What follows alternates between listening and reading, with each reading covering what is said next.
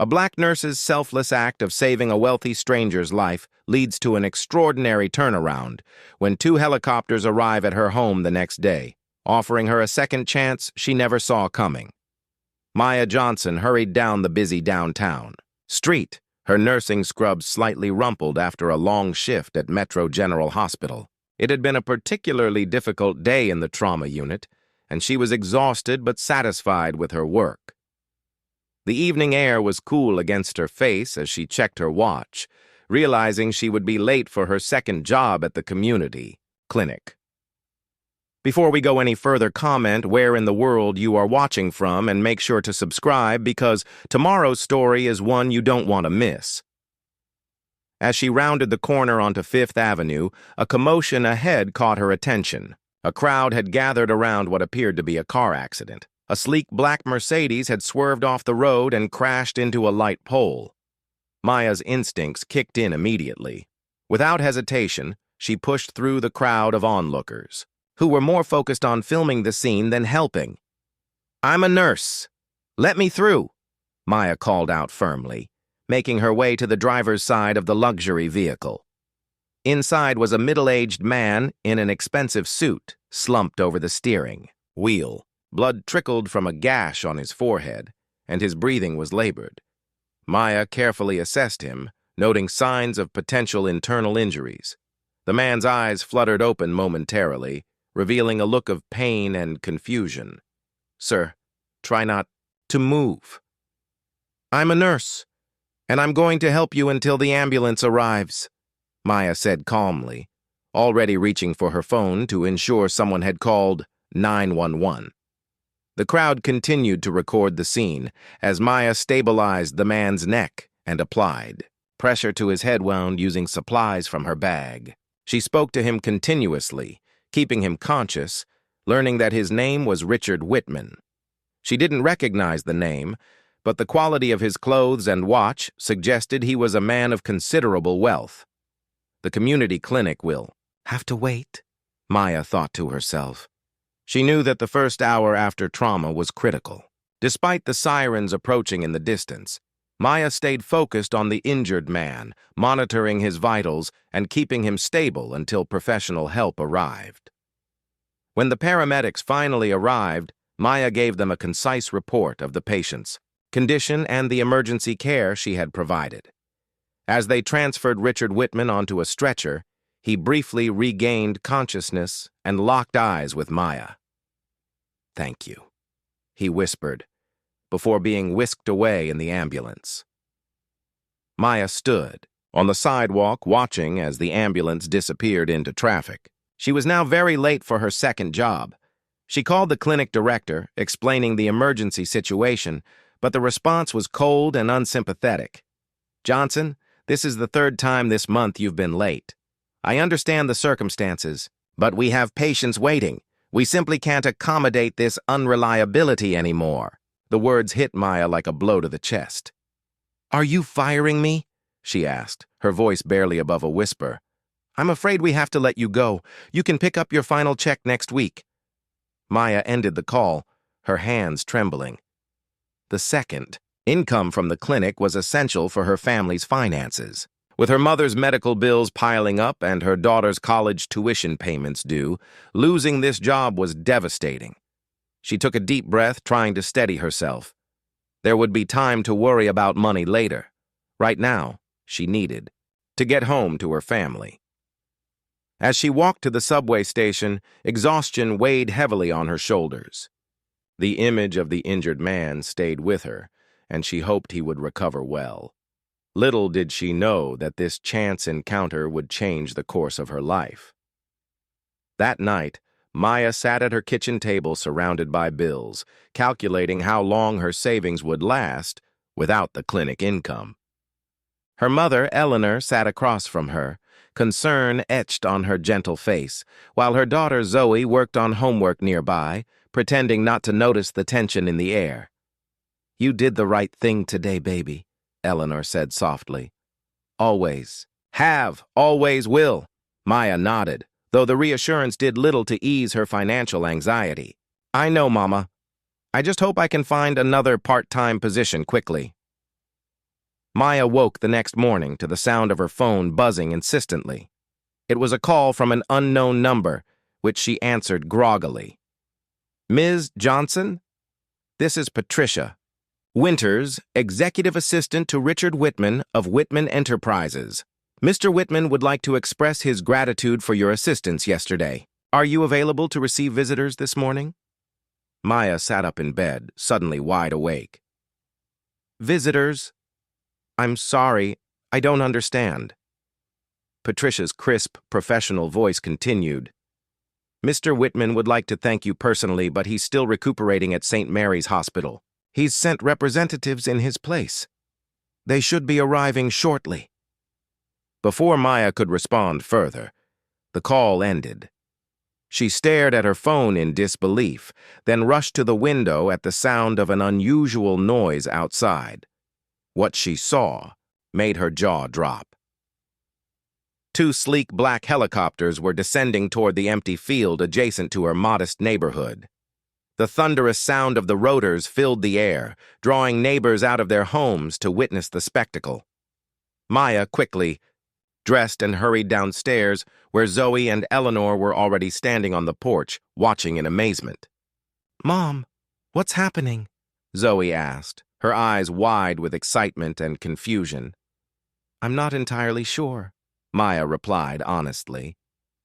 As the helicopters landed, a small entourage emerged.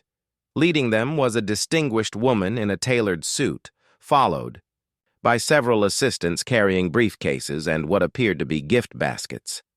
The woman approached Maya's house with purpose, stopping at the bottom of the porch steps. "Ms. Maya Johnson, my name is Vivian Torres, Chief Operating Officer of Whitman Enterprises. Richard Whitman sent us to express his deepest gratitude for saving his life yesterday." Maya stood speechless as Vivian continued. "Mr. Whitman is not just our CEO.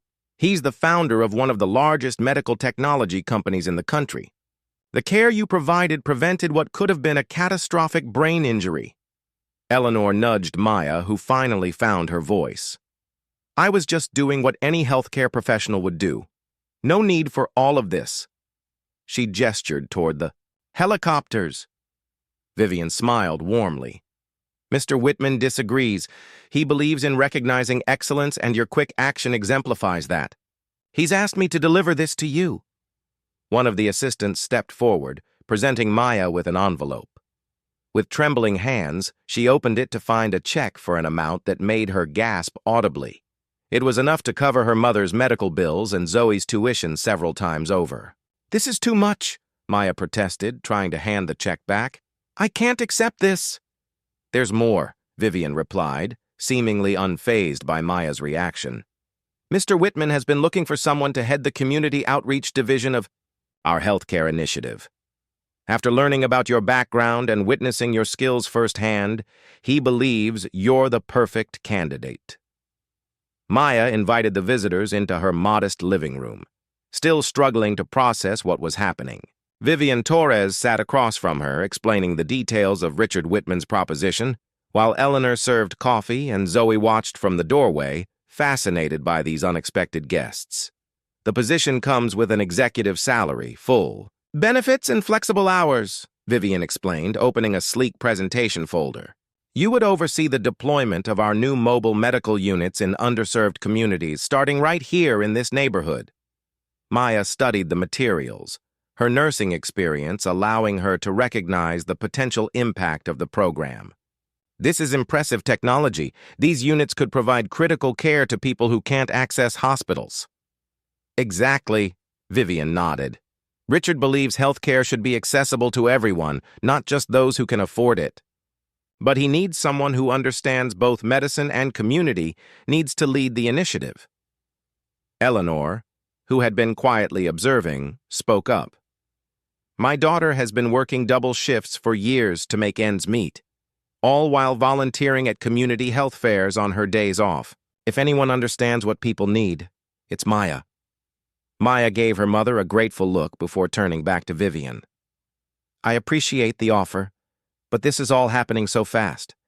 Yesterday I lost my job, and today you're offering me a position. I never applied for with responsibilities I'm not sure I'm qualified to handle.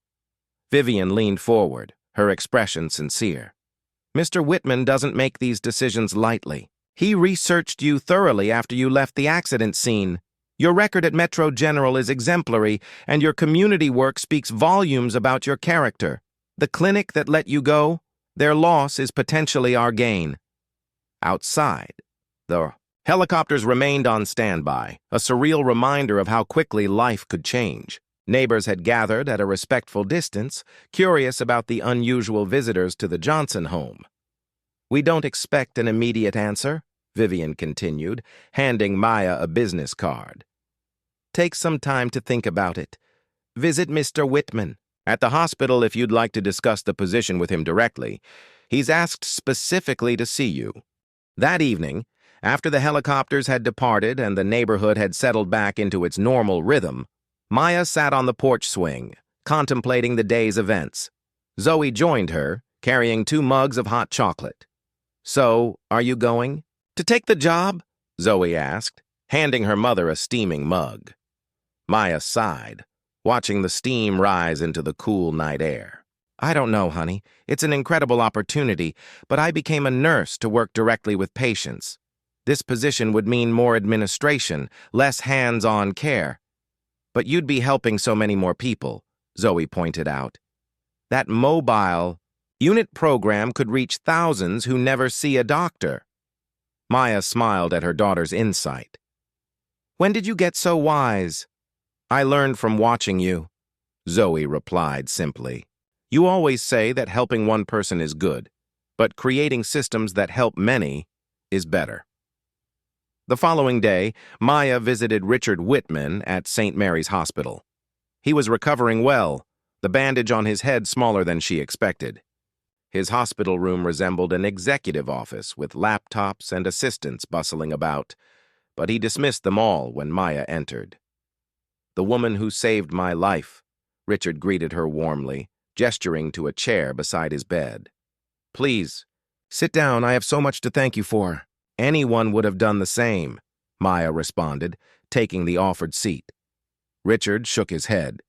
No, Miss Johnson, they wouldn't. I watched the bystander videos. Dozens of people stood filming while you acted.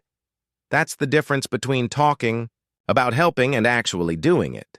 They spoke for nearly an hour, discussing the healthcare challenges facing communities like Maya's. Richard explained how his own humble beginnings had shaped his business philosophy and his desire to make a meaningful difference. I built my fortune on medical technology, he explained, but I've come to realize that technology without compassionate implementation is worthless. That's where you come in. By the time Maya left the hospital, her decision was made. She would accept the position, but with conditions. She wanted to continue working part-time as a practicing nurse to maintain her skills and connection to patients. And she wanted the first mobile medical unit to serve not just her neighborhood, but also the homeless population she had been volunteering with for years.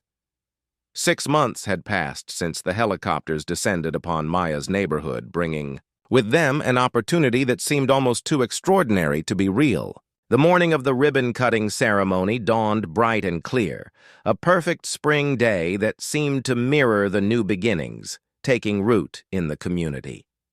Maya stood in front of her bathroom mirror, adjusting the collar of her crisp white blouse beneath a tailored navy blazer, professional attire that felt worlds away from the scrubs she had worn for so many years. Yet as she pinned her nurse's badge to her lapel, she smiled at the reflection of the woman she had become, a healthcare executive who had refused to leave her nursing identity behind. The journey to this day had not been without challenges. When Maya first accepted Richard Whitman's offer, she had faced skepticism from colleagues at Metro General who questioned her qualifications for such a high-profile position. There had been whispers of tokenism and suggestions that she was merely a publicity stunt for Whitman Enterprises, a way for a wealthy white businessman to appear philanthropic after a brush with death. Maya had weathered these comments with the same quiet determination that had characterized her entire career, letting her work speak for itself. As she stepped out onto her front porch that morning, Maya paused to take in the transformed landscape. Before her, the once empty field where the helicopters had landed was now a hive of activity. Construction crews had worked tirelessly over the past months to build a permanent community health center, a modern single-story building with floor-to-ceiling windows that allowed natural light to flood the space. Solar panels gleamed on the roof, part of Maya's insistence that the facility be both environmentally sustainable and economically self-sufficient in the long term. Adjacent to the building sat the crown jewel of the project, the first Whitman, Enterprise's mobile medical unit. The vehicle resembled a sleek, oversized ambulance, custom designed to Maya's specifications. Its exterior featured vibrant artwork created by local high school students, depicting diverse faces and the neighborhood skyline. A rolling canvas that celebrated the community it would serve. Inside, it housed state-of-the-art diagnostic equipment, a small pharmacy and 2 treatment rooms that could be configured for various medical services, from prenatal care to geriatric consultations. "Mom, they're starting to arrive!" Zoe called from inside the house. Now 18 and recently accepted to pre-med at Howard University on a full scholarship, another life changed by the events of that fateful day, Zoe had become Maya's unofficial assistant in the project, bringing youthful energy and innovative ideas to the planning process. Eleanor emerged from the house, elegant in a teal dress she had sewn herself, her silver hair styled impeccably. At 73, with her medical bills now paid and advanced treatment finally accessible, she moved with a vitality that had been absent for years. "You ready for this, baby?" she asked, squeezing Maya's hand. "As ready as I'll ever be," Maya replied, her stomach fluttering with a mixture of excitement and nerves. The field had been transformed into an event space for the day, with rows of white chairs facing a small stage. A red ribbon stretched across the entrance to the mobile unit, awaiting its ceremonial cutting.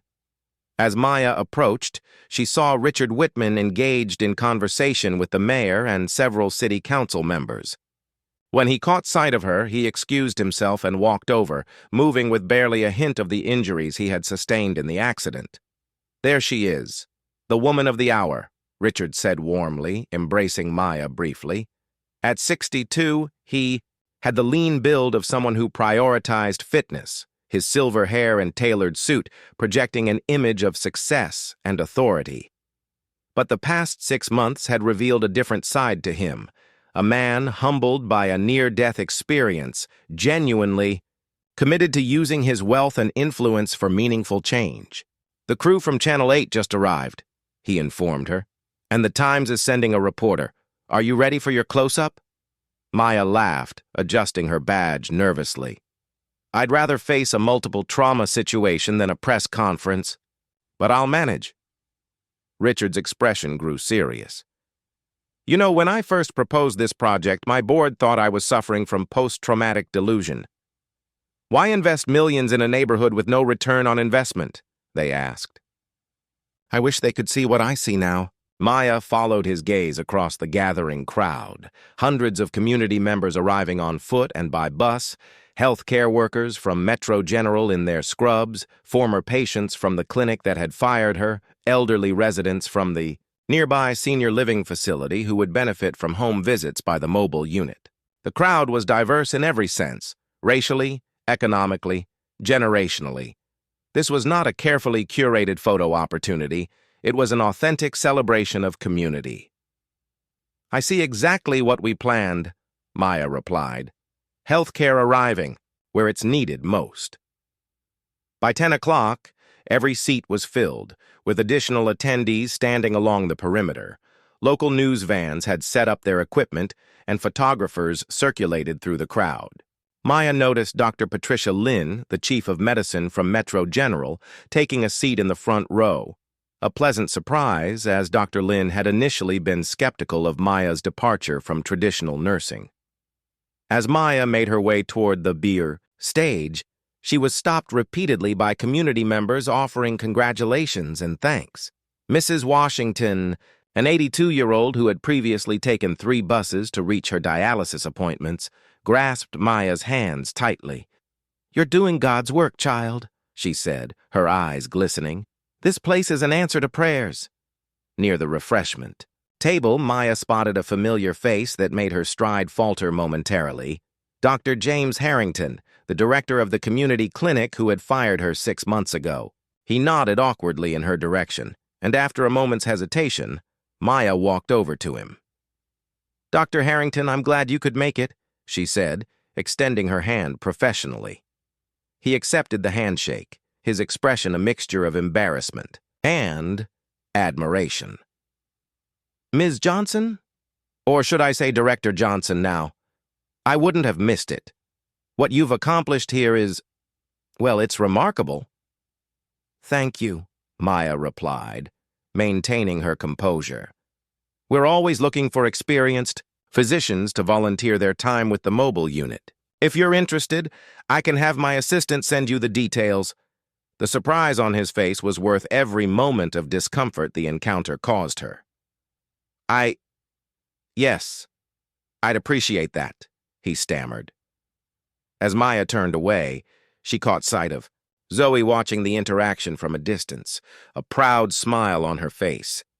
In that moment, Maya realized she had modeled something important for her daughter: grace without capitulation, strength without resentment. The ceremony began promptly at 10:30. The mayor spoke first, lauding the public-private partnership that had made the project possible.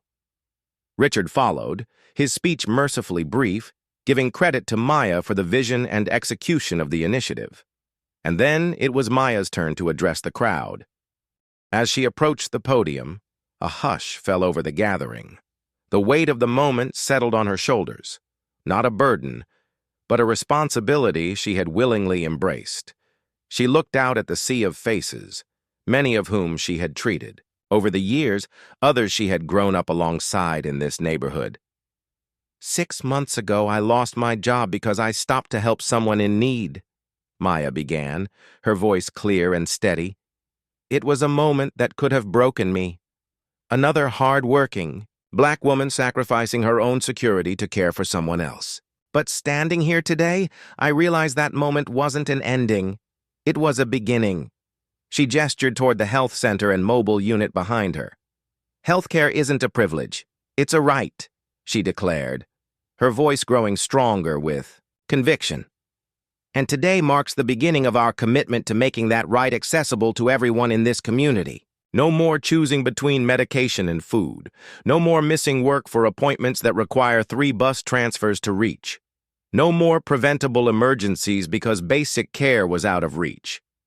Behind her, Eleanor beamed with pride, while Zoe captured the moment on her phone, live-streaming it for relatives who couldn't attend. Richard Whitman, now fully recovered, stood to the side with genuine respect in his eyes rather than condescension.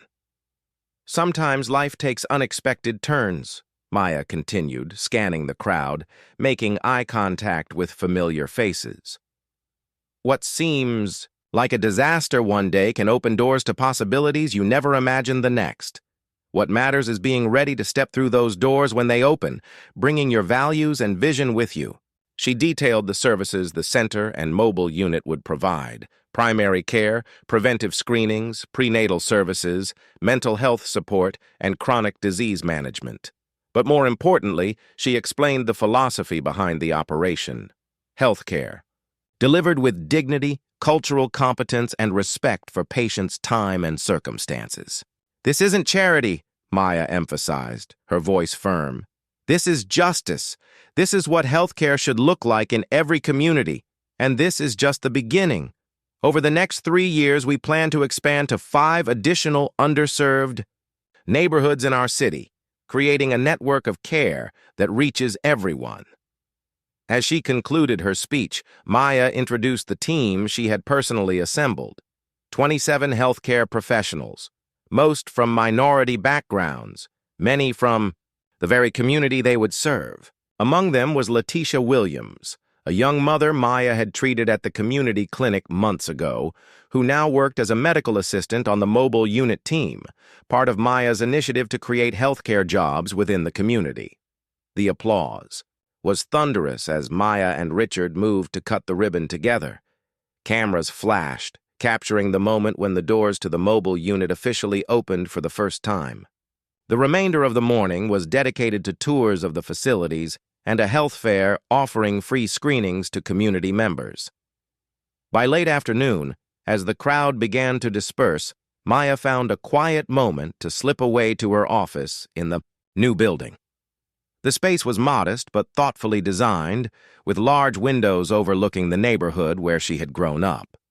On the walls hung her nursing credentials alongside her new executive title. On her desk sat framed photos of Eleanor and Zoe, alongside a small framed news clipping of the accident scene where she had first met Richard Whitman, a reminder of how quickly life could change. A knock at the door interrupted her reflection. It was Letitia, the young medical assistant holding a clipboard. "Ms. Johnson, we've already scheduled 37 appointments for next week," she reported excitedly. "And Dr. Lin from Metro General wants to discuss a resident rotation program with the mobile unit." Maya smiled, feeling a profound sense of satisfaction. "That's wonderful news, Letitia.